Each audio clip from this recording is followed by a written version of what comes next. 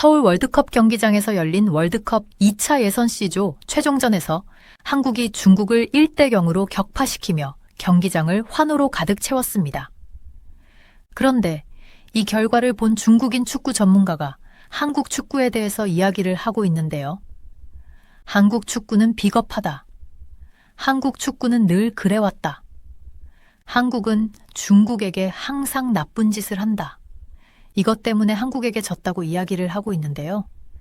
도대체 어떤 이유 때문이었을까요? 오늘의 사연 시작합니다. 안녕하세요. 저는 진박이라고 해요. 답이요. 현재 한국계 미국 기자로 근무하고 있어요. 일을 한 지는 올해로 3년 차가 됐네요. 저는 미국 LA에서 태어나고 자랐지만 부모님이 한국 분이셔서 한국 문화에 대해서도 들은 바가 있으니 한국의 다양한 것들에 대해 낯선 편은 아닙니다. 하지만 또 잘 안다고 할 수 있지도 않죠.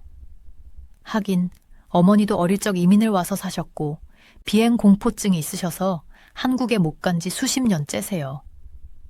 그러니 어머니는 늘 한국을 그리워만 하셨죠. 그러면서 제게 한국이 얼마나 바뀌었는지 상상이 안 된다는 말을 하시면서 너라도 꼭 볼 수 있으면 좋겠다는 이야기를 꽤나 자주 하셨거든요. 그런데 정말 그 말처럼 우연히 저에게 그 기회가 찾아왔어요. 한국에 갈 기회가 생기게 된 거죠. 그 이유는 바로 최근 제가 소속된 미디어사에서 저를 축구 분야 취재기자로 발탁돼서 2026년 북중미 월드컵을 보도할 수 있게 된 겁니다. 다양한 사람들, 다양한 문화를 가진 가치관들을 한자리에서 만날 수 있다고 생각하니 너무 떨려왔어요. 저는 궁금증이 넘치는 사람이거든요. 늘 저보다 선배들이 발탁이 되는 게 당연하다고 여기는 기회였는데 제가 가게 되다니 꿈만 같았어요. 정말 신났죠. 티를 안 내긴 했지만 사실 속으로는 그 누구보다 제가 꼭 됐으면 하는 기회였기 때문에 이번 취재는 정말 잘 해내고 싶다는 욕심이 피어났어요. 저는 오늘 한국에 입국하자마자 2일도 안 돼서 이렇게 글을 쓰는 거예요. 그만큼 따끈따끈한 소식이라는 이야기죠. 저는 한국으로 입국을 하자마자 숙소로 빠르게 이동해서 짐도 대충 풀러버렸어요. 맘 같으면 일정이고 뭐고 가보고 싶었던 곳들로 냅다 뛰어갔겠지만 호텔 체크인부터 해야 하는 게 규정이라 어쩔 수가 없었죠. 그래도 신나요. 방에 들어오니까 제 몸보다 큰 창문으로 되어 있더라고요. 그 창 밖으로 보이는 서울의 모습은 제가 들어오고 봐왔던, 그래서 아마 이런 느낌이겠지, 상상했던 것과는 차원이 다른 아름다운 뷰였거든요. 저의 빼곡한 취재 및 업무 일정표를 보면 정말 빡빡하지만 그래도 왠지 한국이라 그런지 평소보다 기운이 넘치는 기분이에요. 아무래도 제 뿌리인 곳에 드디어 와보서 그런 게 아닐까 싶어요. 너무 신이 나는 것 같아요. 저는 한국인 피가 흐르지만 한국이 처음이기도 하거든요. 한국이 이렇게 생겼구나. 계속 감탄하느라 시간이 아까워 미치겠다는 생각입니다. 엄마에게 제가 본 것들을 찍어서 보내주기만으로도 내 몸이 2개, 3개였으면 좋겠다는 엉뚱한 상상을 하기도 했으니까요. 당연히 이런 감상들에만 빠져 있을 수는 없겠죠. 저는 제 직업이 있고 저는 제 일을 사랑하는 프로니까요. 일에 집중을 안 한다 생각하는 분들이 있으시다면 그건 오산입니다. 물론 이를 가장 최우선 순위로 항상 두고 있다는 점 오해하지 말아주시길 바랄게요. 그게 기본이니까요. 그리고 이번 시즌 잘하면 다음에는 기회가 생기는데 많은 도움을 줄 것 같다는 생각에 잘하는 게 당연했어요. 저는 사실 평소에 그렇게 열정적인 성격은 아닙니다만 이번에 잘 보이고 싶어서 정말 그 어떤 언론사 직원들보다 발로 뛰며 정말 열정적이게 일을 했어요. 예를 들어 그들이 도착하기 훨씬 전에 가서 기다렸고 그들이 메인 거리에서 취재만 하고 갈 때 저는 그 뒤편 골목들까지 확인을 하며 현장에 달리 발생할지도 모르는 것들이나 견해도 많이 담았다고요. 선배들은 저한테 이런 면이 있었냐고 무슨 딴 사람이 된 것처럼 일을 하냐고 그럴 정도였어요. 그동안 대충대충 한 게 걸릴까봐 아차 싶어서 우연히 운이 좋았을 뿐이고 시차 때문에 그냥 잠이 오지 않아서 빨리 나온 것뿐이라며 애써 변명을 했어요. 그런데 제가 그 남다른 취재를 하는 동안 어떤 걸 알아챈 줄 아세요? 그냥 취재만 하고 가는 다른 언론사나 기자들은 절대 알 수 없는 진짜 이면의 실체를 제가 오늘 여러분께 낱낱이 전해드려야 할 것 같아서 이 글을 쓰게 된 거예요. 저는 누구보다 열심히 발로 뛰며 공통적으로 알아차린 게 있어요. 뼈저리게 느낀 것들이 많고요. 그래서 이번에 취재를 하는 동안 쭉 느낀 이야기들을 좀 하고 싶네요. 제 이야기 들어주실 거죠? 그리고 보너스로 예선전을 두고 실제 이곳의 상황에 대한 저처럼 언론 관계자들만 들어갈 수 있는 곳 이상에서만 볼 법한 생생한 이야기들까지 전달해 드려볼게요. 사실 친하게 지내는 몇몇 취재진들끼리도 우리들이 하는 말로는 사실 한국 대표팀의 승리는 당연한 결과로 예측되는 상황이 아니냐, 뭐 그런 이야기들이 있었어요. 솔직히. 전력 격차가 워낙 벌어잖아요. 그러니까 한국 대표팀이 승리한다고 해도 그게 이변처럼 놀랄 일도 아니지 않나요? 한국 대표팀이 얼마나 잘하는지 모르는 사람은 거의 아무도 없었다고 할 수 있을 거예요. 계속돼서 이어진 대화 중에 이번에는 중국이 이길지도 모른다는 의견을 낸 동료가 있었긴 하지만 무슨 소리냐며 이전에 한국이 3대 0으로 이겼으니 이번에도 한국이 이길 것으로 보는 의견이 지배적이었어요. 그 동료는 계속 딴지를 걸어왔어요. 그 동료는 한국이 대해 상당히 부정적인 시각이었죠. 말할 때마다 한국에 대한 편파적인 감정이 티가 났어요. 그 동료는 한국도 이제 하락세가 올 때가 됐다며 아직 오지도 않을 미래에 대해 만건을 늘어놓기도 하더라고요. 그러면서 그 작은 나라가 이 정도로 사람들에게 알려진 것은 칭찬받아야 할 일은 마땅하다며 조롱 섞인 말을 하기 시작하더군요. 그는 제가 한국인이라는 걸 전혀 모르는 듯 했죠.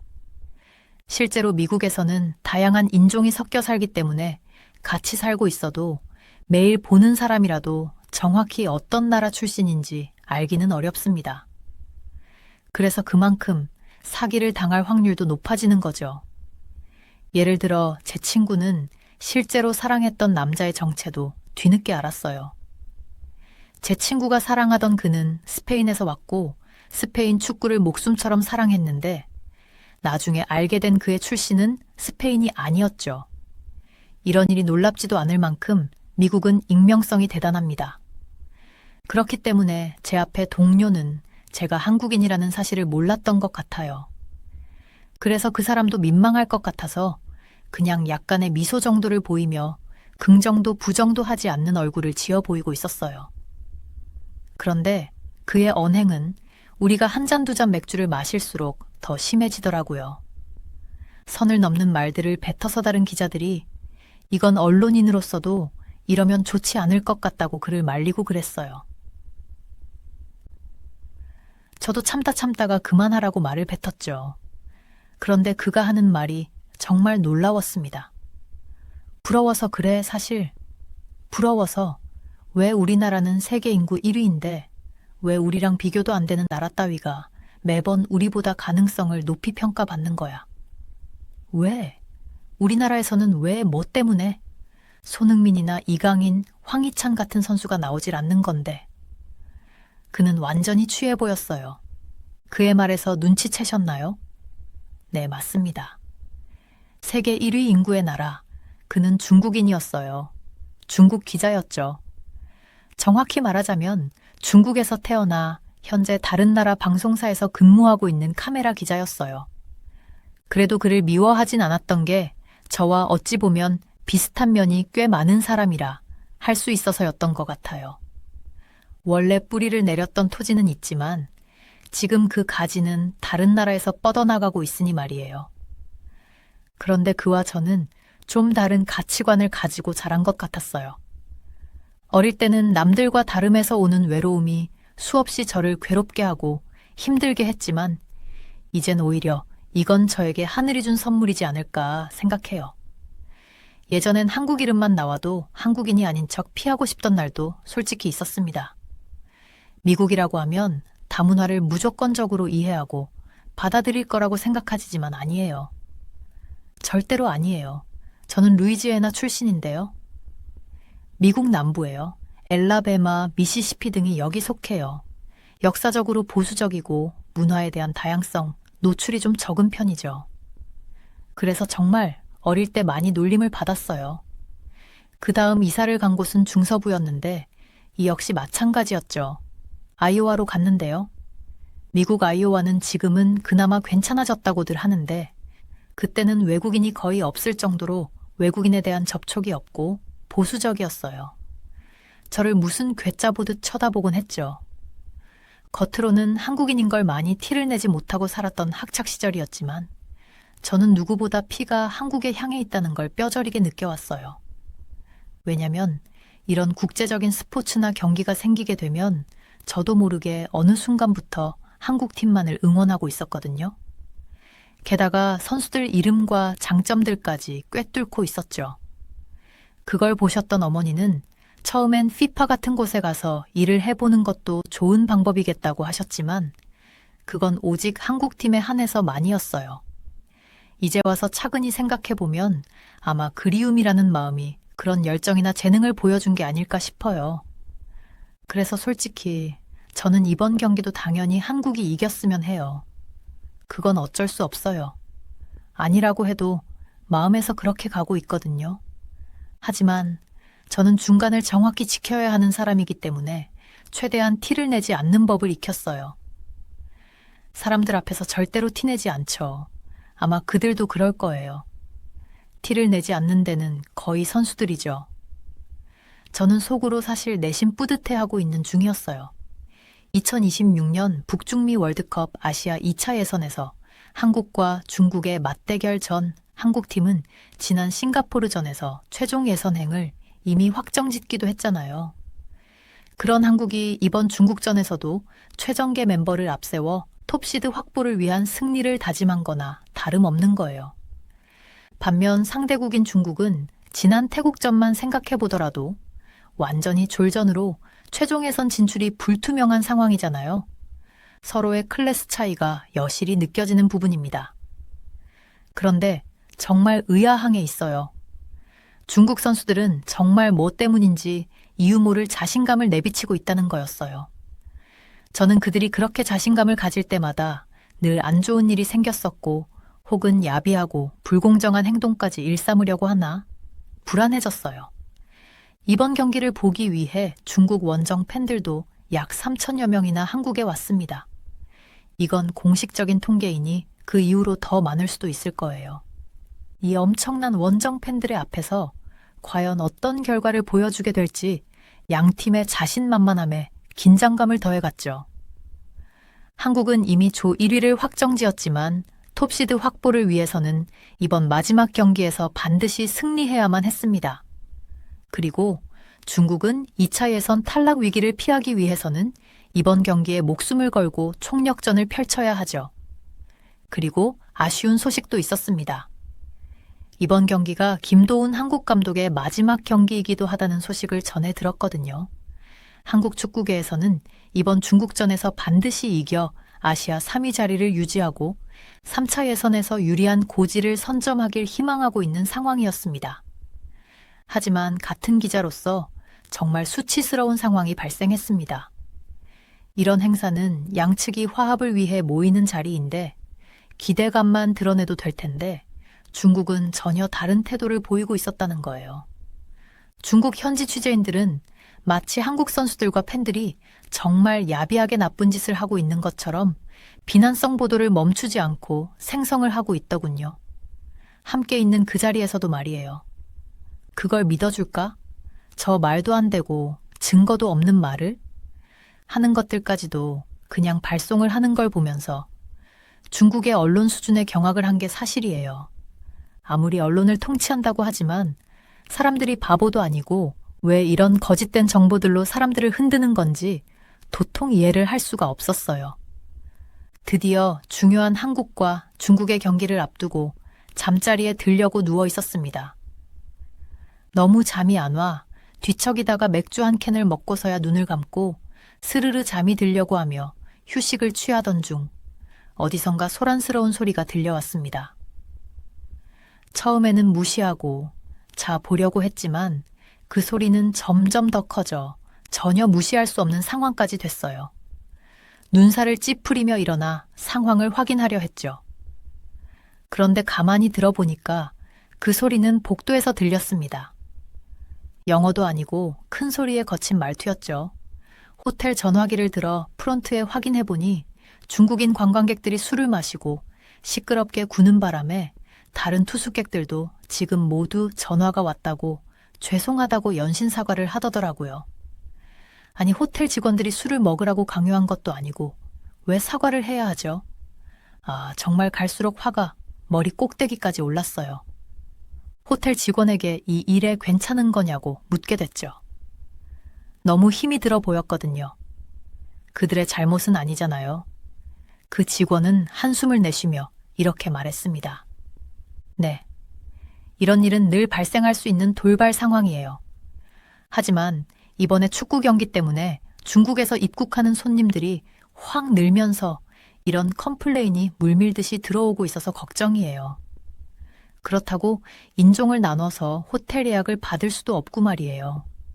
중국 관광객들 중에는 이렇게 매너 없이 구는 분들이 종종 있습니다. 다른 나라 손님들과는 다르게 염치를 모르는 듯한 행동을 하시죠. 특히 술을 마시면 더 과격해지고 폭력적인 모습을 보이기도 합니다. 그런데 내일 한국과 경기를 하는 것에 많이들 화가 나 보이세요. 다들 한국의 승리를 예상한다면서요. 그래서 이번에는 특히 화를 내는 분들이 많으신 것 같아요. 저는 그 소리를 듣고 그녀에게 기운을 내라는 말밖에는 해줄 수가 없었죠. 정말 겨우겨우 조금이라도 잠을 잔 이튿날 아침 호텔 로비에서 룸 청소를 해주시는 직원 한 분을 만났습니다. 그분에게 어제 있었던 일을 혹시 들으셨나 취재차 물었습니다. 통역기를 사용해 그분에게 보여드렸죠. 그분은 안경을 끼신 다음 제가 쓴 글자를 보시더니 갑자기 표정이 싹 굳어지시면서 고개를 절레절레 젓더니 혀를 끌끌 차셨습니다. 그러면서 저에게 손짓을 하시기 시작했죠. 그러곤 절 어디론가로 데려가셨어요. 그러고 한방 문 앞에 도착했습니다. 그녀는 그 문을 열었어요.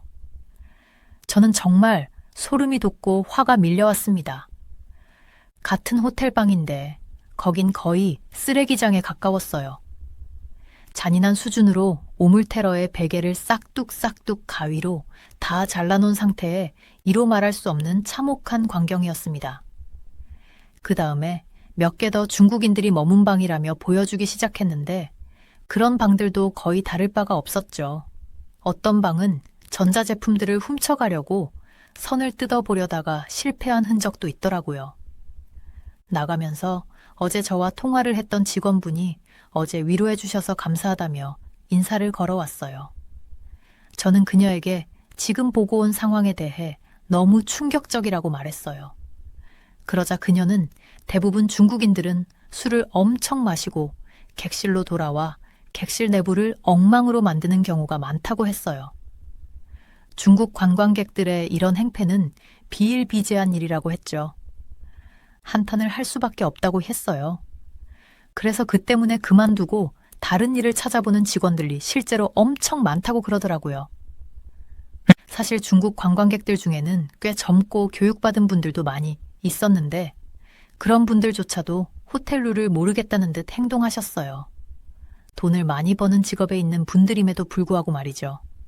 정말 말 그대로 돈만 많은 느낌이세요. 직원은 가감없이 이야기를 해줬어요. 이건 전해 들은 내용이 아니라 제가 직접 듣고 목격한 일이기 때문에 팩트라는 걸 알고 있었어요. 저는 이 내용을 꼭 사람들에게 전하리라 약속을 하고 늦기 전에 저의 인생에 남을 경기를 보기 위해 전력 질주를 하기 시작했습니다. 대한민국과 중국 선수들의 경기가 시작되었습니다. 이날 열린 경기는 대한민국 서울에 위치한 서울 월드컵 경기장에서 열린 2026 북중미 월드컵 아시아 2차 예선 시조 최종 6차전입니다. 뜨거운 응원단 속에 제 마음까지 불타듯 두근거리기 시작했어요. 시작 하자마자 와, 이건 뭐 역시 한국의 경기력은 대단했어요. 매우 강력한 전력을 보였죠. 심장이 두근거리고 타들어갈 것만 같았습니다. 정말 중국 원정 팬들이 어마어마하게 왔더라고요. 경기는 그 어느 때보다 정말 치열했던 것 같아요.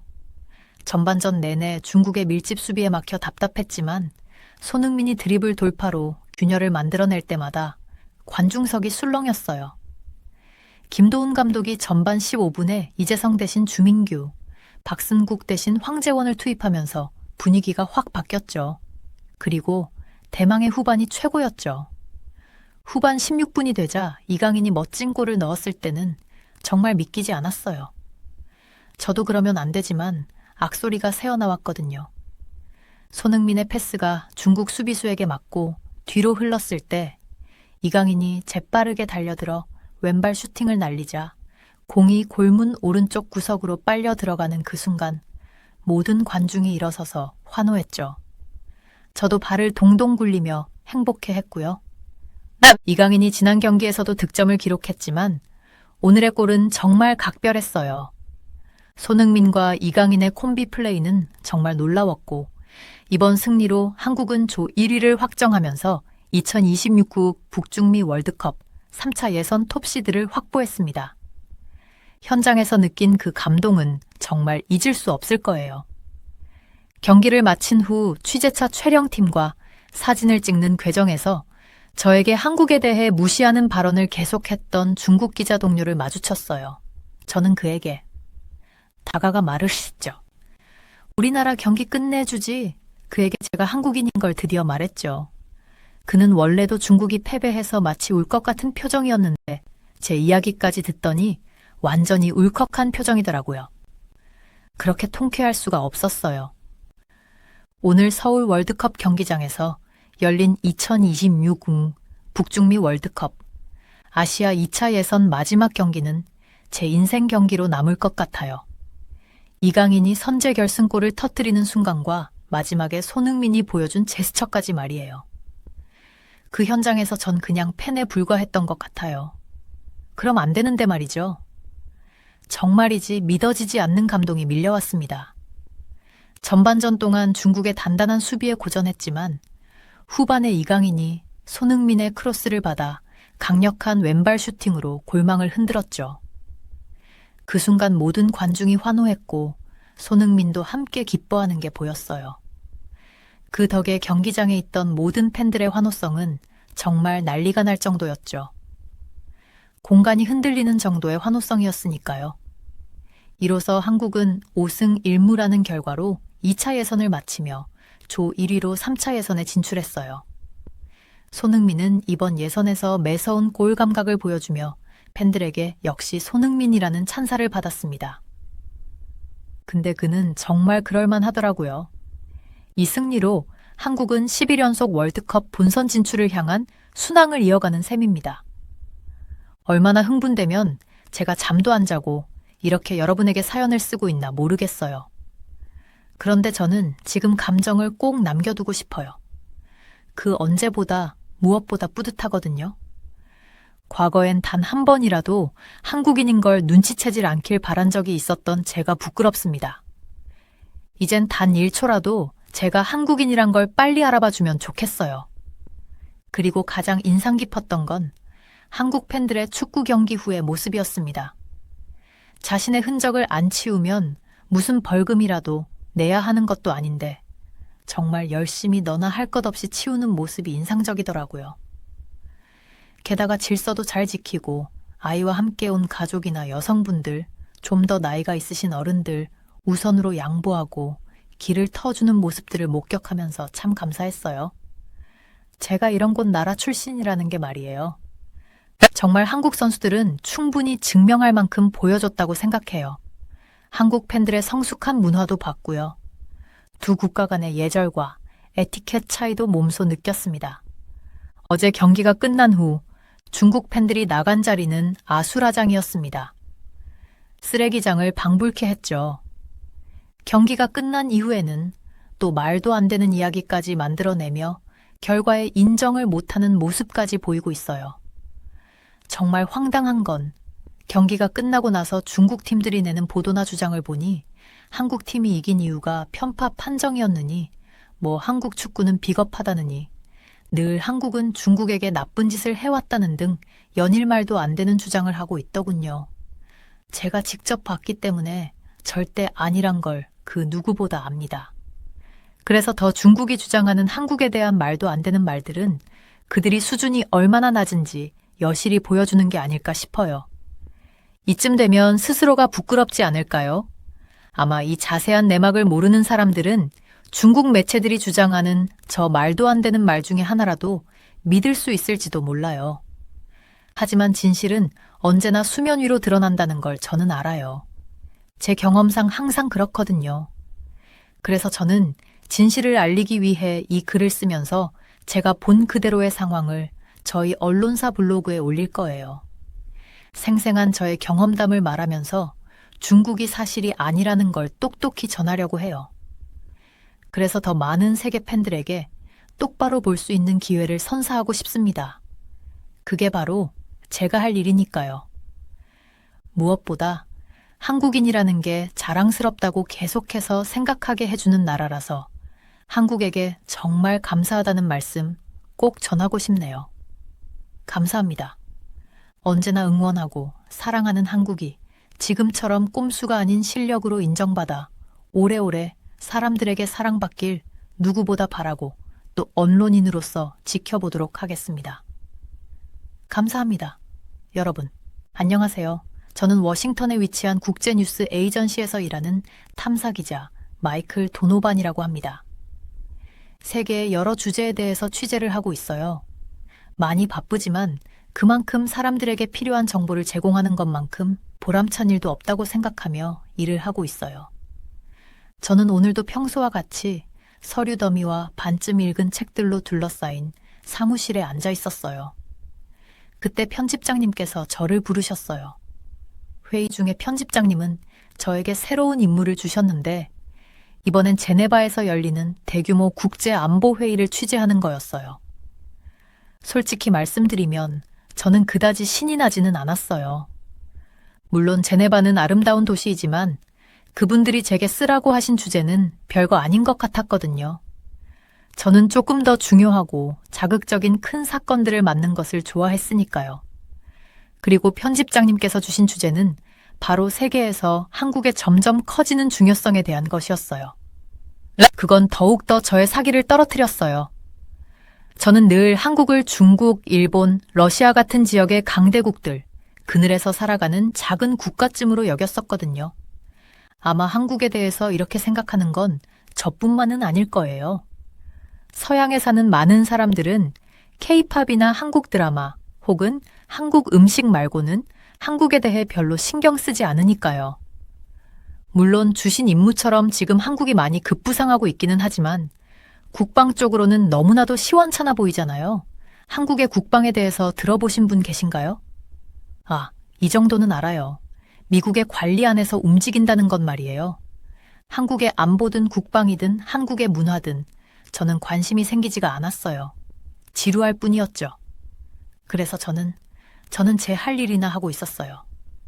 그런데 편집장님께서 주신 임무에 대해 찾아보다가 저의 흥미를 끄는 블라디미르 푸틴, 러시아 대통령이 우크라이나에 무기를 보내지 않은 한국을 공개적으로 칭찬했다는 내용이 있더라고요. 또 저는 이 소식에 회의에 참석한 모든 국제적 거물들이 술렁거렸다는 기사를 접하게 되었어요. 여기에 진짜 이야기거리가 있을 것 같다는 생각이 갑자기 들면서 흥미가 생기더라고요. 그래서 저는 가방을 싸서 제네바행 비행기에 몸을 실었어요. 그리고 그때는 이 여정이 한국을 보는 제 시각을 완전히 바꿔놓으려고는 꿈에도 몰랐죠. 저는 제네바에 도착하자마자 저는 곧장 호텔로 가서 짐을 풀고 회의 준비를 시작했어요. 회의는 시내 중심가에 있는 화려한 컨벤션 센터에서 열렸어요. 첫날 회의장으로 걸어 들어가자 전 세계에서 온 외교관, 군수뇌부, 국제관계 전문가 등 중요해 보이는 사람들로 이미 가득 차 있었죠. 저는 뒤쪽에 자리를 잡고 앉아 메모할 준비를 했어요. 첫 몇 발표는 제가 예상한 것과 거의 비슷했어요.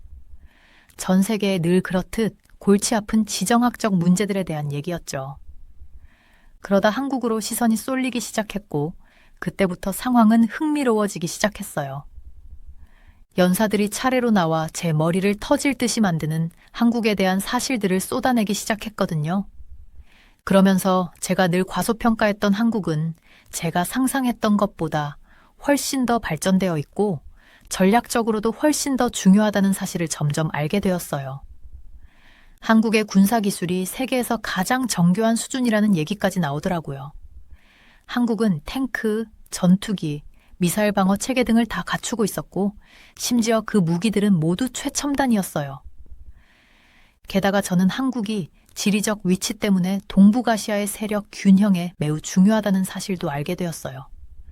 북한과의 지속되는 긴장 관계 때문에 한국이 중요한 게 아니었죠. 한국은 이 지역의 안정을 유지하기 위한 동맹국으로서 미국에게도 필수적인 존재였던 거예요.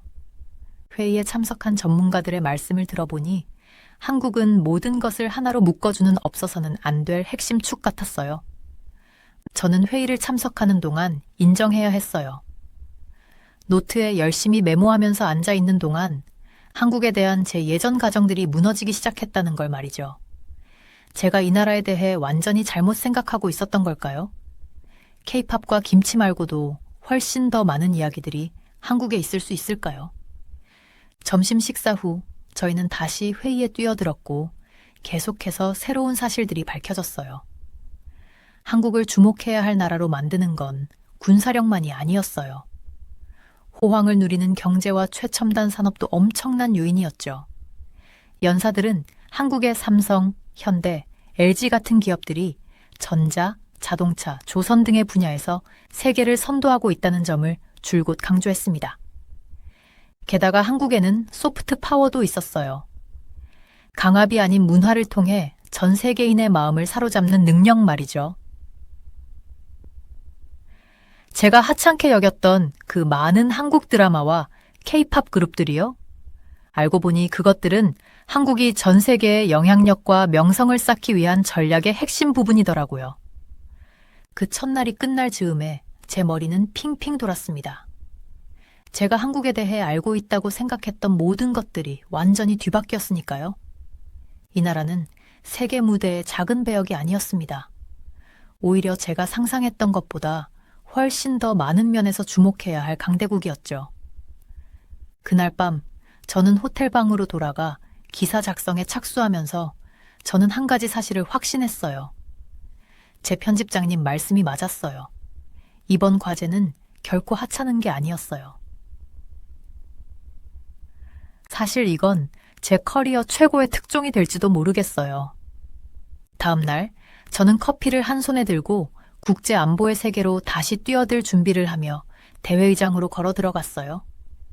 사람들이 인사를 나누고 자리에 앉는 동안 에너지로 가득 찬 회의장은 웅성거렸죠. 저는 이번에는 앞쪽에 자리를 잡았어요. 무엇 하나라도 놓치고 싶지 않았거든요. 발표가 시작되자마자 저는 노트를 펼쳐 펜을 들었습니다. 그리고 오늘 제가 전날보다 더 큰 충격을 받게 될 줄은 꿈에도 몰랐죠. 첫 몇 연사들은 한국의 군사력에 초점을 맞췄는데 그 디테일들이 정말 놀라웠어요. K2 전차나 KF-21 보람의 전투기 같은 최첨단 무기 체계에 대해 얘기했죠. 이런 무기들은 종이에 적힌 수치만 인상적인 게 아니었어요. 한국의 방어 능력과 군사력 투사면에서 게임의 판도를 바꾸는 무기였달까요? 하지만 한국 군대를 그렇게 강하게 만드는 건 하드웨어뿐만이 아니었습니다. 연사들은 한국군의 엄청나게 높은 수준의 훈련과 준비성을 강조했어요. 언제든 위기에 즉각 대응할 준비가 되어 있고 다양한 상황에 신속하고 효과적으로 대응할 수 있는 군대라는 것을 말이죠. 저는 메모를 하면서 한국이 이룬 성과에 대해 점점 커지는 존경심을 느끼지 않을 수 없었습니다. 한국은 그저 뒤로 물러나 다른 국가들이 주도하는 걸 보고만 있는 나라가 아니었어요. 오히려 자국의 운명을 스스로 개척하려는 결연한 의지를 지닌 국가였죠. 하지만 그 중에서도 진짜 폭탄은 한국이 미국 동맹 체제에서 갖는 역할에 대한 주제로 넘어갔을 때 터지게 되었어요. 연사들은 한국이 그저 소중한 파트너가 아니라 절대적으로 필수 불가결한 존재라는 점을 계속해서 강조했죠. 한국의 전략적 위치, 강력한 군사력, 동맹에 대한 확고한 의지를 어제보다도 더 자세하게 근거를 들며 이야기해 주었어요. 덕분에 이 모든 것들이 21세기의 거대한 지정학적 체스판 게임에서 한국을 없어서는 안 될 존재로 만들었다는 것을 알 수가 있었죠. 저는 한국을 보잘것없는 국가로 치부했던 예전 생각을 떠올리며 당황스러워졌어요. 어떻게 제가 그렇게 눈이 멀 수 있었을까요? 증거는 이미 제 눈앞에 있었고 그 분야 최고의 전문가들이 세세하게 설명해주고 있었는데 말이에요. 오전 세션이 끝나갈 즈음 저는 이미 기사를 작성하기 위해 노트북 앞으로 달려가고 싶은 마음에 들떠 있었어요. 하지만 문으로 향하려는 순간에 누군가가 어깨를 두드리는 손길이 느껴졌어요. 저는 깜짝 놀라 뒤돌아보았고 밝게 웃고 있는 아름다운 한 여성과 눈이 마주쳤습니다. 안녕하세요. 그녀가 말했어요. 마이클 도노반 씨 맞죠? 저는 미셸이라고 해요. 저는 고개를 끄덕이며 그녀와 악수를 했습니다. 네, 맞습니다. 만나서 반갑습니다. 미셸 씨. 저도 반가워요. 그녀가 말했죠. 몇 년 동안 당신의 기사를 읽어왔어요. 항상 당신의 팬이었죠. 괜찮으시다면 잠깐 이야기 좀 나눌 수 있을까요? 제가 가지고 있는 한국 관련 주제에 대해 가진 생각들이 도노반 씨의 관심사와 꽤 맞을 것 같거든요. 저는 잠시 망설였습니다. 사실 지금 당장 기사 작성을 시작하고 싶었거든요. 하지만 미셸 씨의 열정에는 무언가 감염되는 게 있었어요. 게다가 그녀가 통찰력을 공유하고 싶어 한다면 저에게 나쁠 건 없다는 생각이 들었죠. 물론이에요. 제가 말했습니다. 오후 세션 시작 전까지는 시간이 좀 있으니까 커피 한잔 하면서 얘기할까요? 저의 제안에 미셸 씨가 환하게 웃었습니다. 완벽하네요. 제가 딱 좋은 곳을 알고 있어요. 그렇게 저희는 회의장을 나와 화창한 제네바 거리로 걸어 나왔어요. 미셸 씨는 회의장을 나서면서 자신의 이야기를 들려주기 시작했죠. 그녀는 완전한 한국 전문가더라고요. 그녀는 몇 년 동안 한국에서 살았고 한국어도 유창하게 구사했으며 한국 문화도 속속들이 알고 있었어요. 저희는 회의장 근처의 아담한 카페에서 커피를 마시며 대화를 나눴어요. 그리고 그녀는 제가 놓치고 있던 한국에 대한 모든 것들을 채워주기 시작했쇼. 믿을 수 없을 정도로 빠른 한국의 경제 성장, 최첨단 기술과 혁신에 대해 이야기해 주었죠. 한국 사회의 기반이 되는 풍부한 문화적 전통, 공유된 역사와 정체성에 대한 깊은 감각에 대해서도 묘사해 주었어요. 그 중에서도 정말 제 관심을 사로잡은 그녀가 한국이 힘을 구성하는 다양한 요소들 사이에 연결고리를 설명하기 시작했을 때였어요. 군사, 경제, 문화, 동맹 관계에 대해서 말이에요. 이해해야 해요. 그녀가 진지하게 몸을 앞으로 숙이며 말했죠. 한국이 하는 모든 일, 구축하는 모든 역량, 육성하는 모든 관계는 지역과 세계에서 한국의 위상을 확립하기 위한 전략의 일부거든요. 저는 뒤로 기대 앉아 머릿속이 복잡해지는 걸 느꼈어요. 마치 완전히 새로운 한국을 보고 있는 것 같았어요. 지난 이틀 동안 배운 모든 파편적인 조각들이 그냥 고립된 사실과 수치가 아니었던 거죠. 미셸 씨는 그런 제 모습을 알아차린 듯 미소를 지었어요. 꽤 충격적이죠? 우린 겨우 겉핥기만 하고 있었을 뿐이에요. 한국은 아직도 발견할 게 훨씬 더 많답니다. 그러다 그녀가 시계를 힐끗 보더니 일어섰습니다. 전 이만 가봐야겠어요. 오늘 밤에 지역 커뮤니티 센터에서 큰 한국 문화 행사를 돕고 있거든요. 시간 되신다면 한번 들러보세요. 아마 완전히 새로운 시각을 갖게 될걸요. 저는 잠시 망설였어요. 문화 행사라니 사실 제가 늘 다루던 분야는 아니었거든요. 하지만 미셸 씨는 벌써 제 고정관념을 많이 깨부순 상태였죠. 좋아요. 제가 말했죠. 그럼 거기서 뵙겠습니다. 미셸 씨가 활짝 웃었습니다.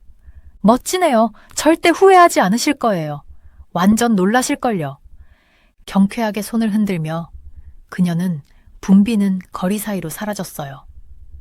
저는 제 생각들과 홀로 남겨졌죠.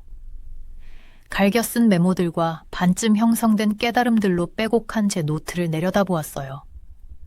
겨우 하루 반 만에 제가 얼마나 많은 것을 깨달았는지, 얼마나 많은 것이 변했는지를 생각했죠. 하지만 저는 아직 갈 길이 멀다는 것도 알고 있었어요. 미스웰 씨가 작별 인사로 남긴 말이 계속 머릿속에 맴돌았죠. 발견할 게 훨씬 더 많아요. 만약 그게 사실이라면 저는 그럴 것 같다는 느낌이 들었어요. 그럼 제가 안주할 수 없다는 뜻이겠죠. 계속 파고들어야 했어요. 계속 노력하고 이 복잡하고 매력적인 나라인 한국을 이해하기 위해 애써야만 했습니다. 그날 저녁 한국 문화 행사장에 도착했을 때는 이미 한창이었어요. 장소는 온갖 배경의 다양한 연령대 사람들로 붐볐고 그들은 여러 전시와 활동을 둘러보며 대화를 나누고 웃고 있었어요.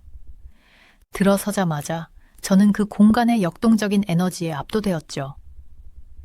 밝은 현수막과 다채로운 포스터들이 벽을 장식하고 있었는데 전통 예술부터 현대 음악, 첨단 기술까지 한국 문화의 다양한 면모를 보여주고 있었거든요.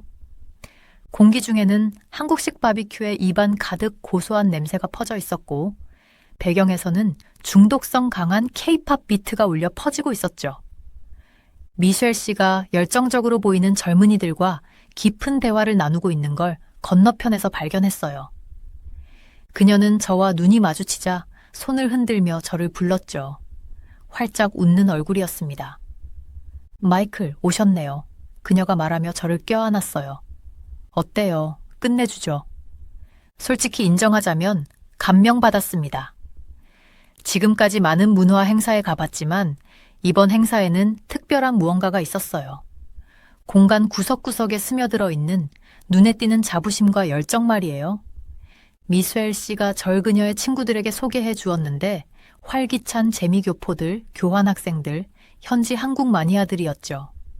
그들의 열정에 휩싸이는 제 자신을 발견했습니다. 그들은 저에게 한국에 대한 사랑을 기꺼이 나누고 싶어 했어요. 최신 한국 드라마 스토리부터 한국 정치의 복잡한 이면까지 모든 것을요. 얼마 후 미스웰 씨가 절 한쪽으로 데려가더니 걱정스러운 얼굴로 물었거든요. 마이클, 괜찮아요? 안색이 좋지가 않은데요. 망설였습니다. 축제 분위기를 깨고 싶진 않았거든요. 하지만 미셸 씨는 편안하게 마음을 열 수 있게 만드는 재주가 있었어요. 마치 그녀에게 털어놓아도 절대 비난하지 않을 것 같달까요? 그냥 하면서 제가 입을 열었죠. 적절한 단어를 찾느라 애쓰면서요. 이 모든 게 조금 혼란스러워서요. 이 모든 것들이 어떻게 이렇게 잘 조화롭게 움직일 수 있는지 신기하네요. 지난 이틀 동안 한국에 대해 정말 많은 걸 배웠어요. 군사력, 경제력, 문화적 영향력 등등요. 하지만 이 모든 게 어떻게 맞물리는 걸까요? 이 모든 걸 관통하는 게 대체 뭘까요? 미셸 씨는 잠시 생각에 잠겼다가 제 쪽으로 몸을 숙였어요. 자, 들어보세요. 그녀가 말했죠. 제 생각의 핵심은 바로 균형이에요. 저는 인상을 찌푸렸습니다. 아직 와 닿지 않았거든요. 균형이요? 무슨 뜻인가요? 생각해보세요. 미셸 씨가 말했죠. 한국은 끊임없이 다양한 힘과 우선순위 사이에서 균형을 잡고 있어요. 북한의 위협을 억제하려면 강력한 군대를 유지해야 하지만 동시에 이웃 국가들과 평화로운 관계도 구축해야 하죠. 세계 경제에서 경쟁하려면 동시에 자국민도 보살펴야 해요. 전통 문화를 보존하면서도 혁신과 변화도 받아들여야만 하고요. 그녀는 잠시 말을 멈췄어요. 제가 그녀의 말을 곱씹을 수 있도록요. 한국의 천재성은 그녀가 이어 말했죠. 이런 것들을 모순으로 보지 않는다는 거예요. 오히려 이것들이 상호보완적으로 보는 거죠. 항상 조화를 이루는 방법을 모색하고 경쟁적인 요구 사이에서 균형점을 찾으려 해요. 저는 미셸의 말에 천천히 고개를 끄덕였습니다.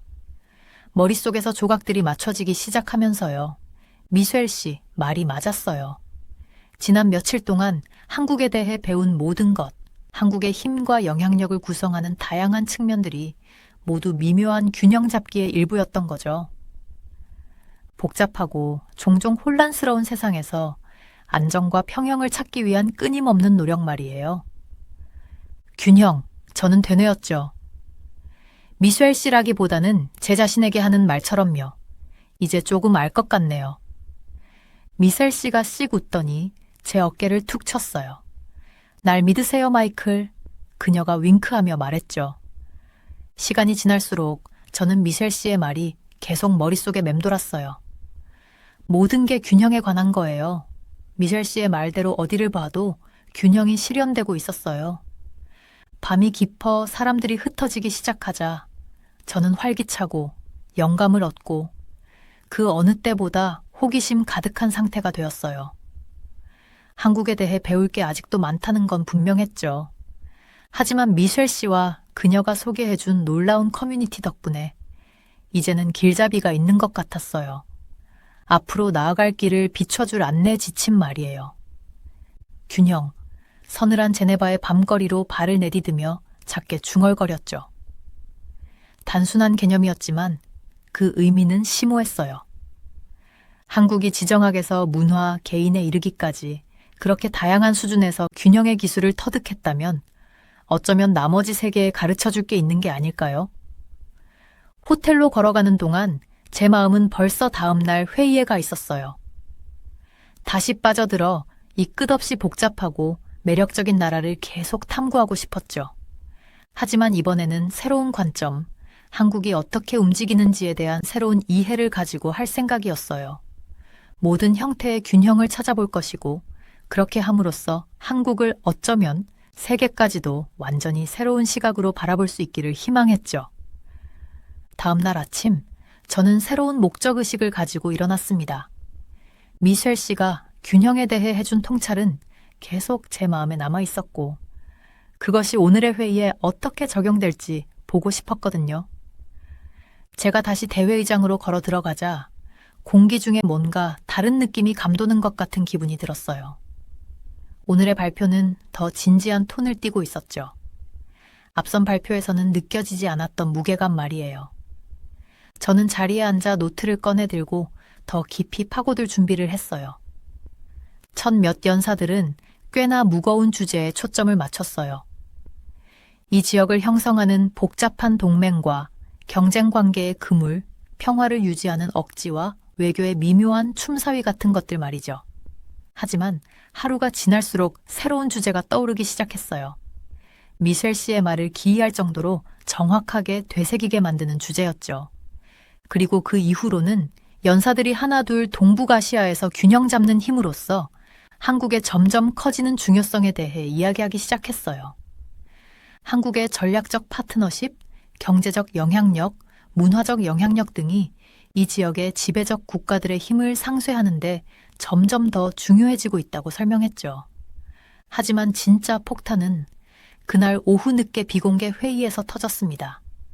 한 고위 정보 관리가 심각한 표정으로 무대에 올라서자 회의장은 조용해졌어요. 그녀는 저를 충격에 빠뜨린 일련의 폭로를 쏟아내기 시작했죠. 러시아가 이 지역에서 심각한 움직임을 보이고 있었고 한국이 그 계획의 중심에 있다는 거였어요. 푸틴의 최근 제스처, 우크라이나 사태에서 한국의 자제를 칭찬한 것들이 그냥 빈말이 아니었던 거죠. 그것들은 한국을 전통적 동맹으로부터 떼어내서 러시아의 이익에 유리한 새로운 세력 균형을 만들려는 계산된 전략의 일부였죠. 그 의미는 엄청났어요. 제가 한때 하찮은 국가로 치부했던 한국이 이제 세계 강대국 중 하나에 의해 적극적으로 구애를 받고 있었던 거예요. 한국의 선택, 동맹관계, 심지어 국가로서의 정체성마저도 이제 세계적 차원의 문제가 되어버린 거죠. 그 관리가 하나하나 증거를 쌓아가며 설명할수록 저는 회의장에 점점 고조되는 흥분을 느낄 수 있었어요. 이건 정말 큰 일이었어요. 우리가 예상했던 것보다 훨씬 더 큰 사건이었죠. 제가 제네바까지 와서 취재하려던 이야기는 갑자기 제 생각보다 훨씬 더 중대한 무언가로 터져버린 거예요. 그 순간 저는 단순히 사실만 보도하는 것 이상을 해야 한다는 걸 깨달았어요. 사람들이 이게 왜 중요한지, 왜 세계에서 한국의 역할이 그토록 결정적인지 이해할 수 있도록 만들어야 했죠. 가장 냉소적인 독자라도 관심을 가지고 주목하게 만들 정도로 이 이야기에 생명을 불어넣어야만 한다는 생각이 들었어요. 회의가 끝나자마자 저는 거의 뛰다시피 호텔 방으로 돌아갔어요. 머릿속은 온갖 아이디어로 소용돌이치고 있었죠. 노트북을 켜자마자 미친 듯이 타이핑하기 시작했어요. 마치 댐이 터진 것처럼 쏟아지는 글들이었죠. 저는 한국의 역사에 대해 썼어요. 전쟁의 폐허에서 경제대국으로 도약한 믿기 힘든 여정에 대해서요.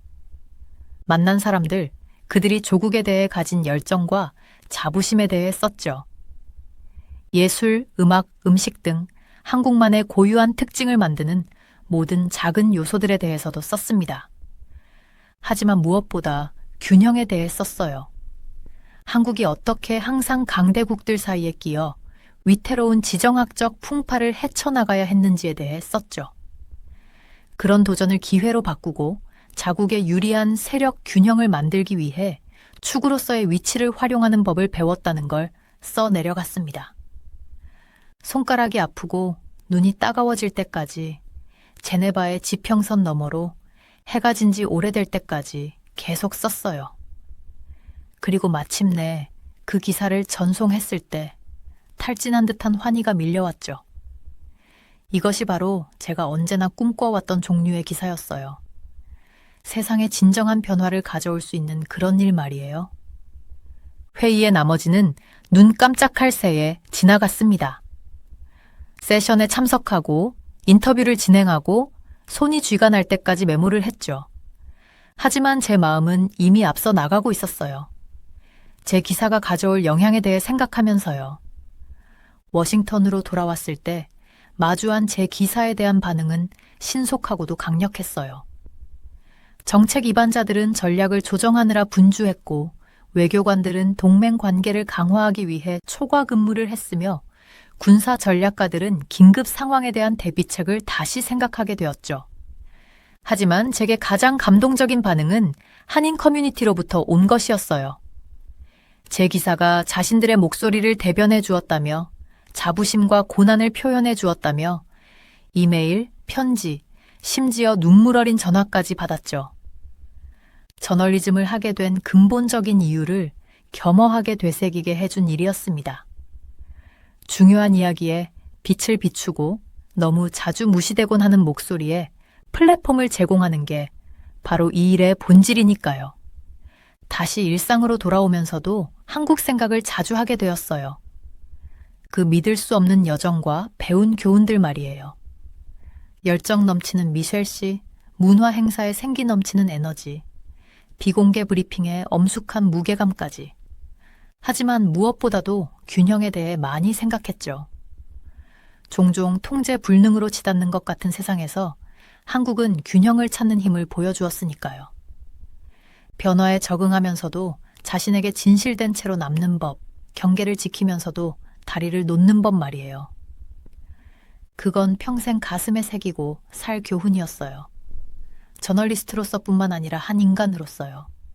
그리고 앞으로를 내다볼 때마다 한국은 언제나 제 마음속 특별한 자리를 차지할 거라는 걸 알고 있었습니다. 결국 한국은 제가 그저 취재한 이야기가 아니었거든요. 저를 변화시킨 이야기였죠.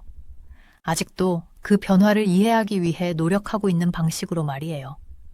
그리고 그 점에 대해 언제나 감사할 것입니다. 위에 다른 따뜻한 사연들도 있으니 꼭 시청해주세요. 구독과 좋아요 부탁드릴게요. 끝까지 시청해주셔서 감사합니다. 그럼 내일 또 만나요.